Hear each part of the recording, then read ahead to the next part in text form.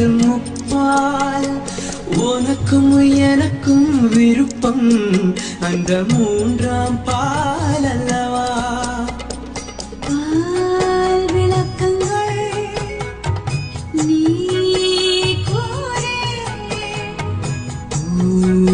ஊரங்கட்டும் உரைப்பேன் கேள்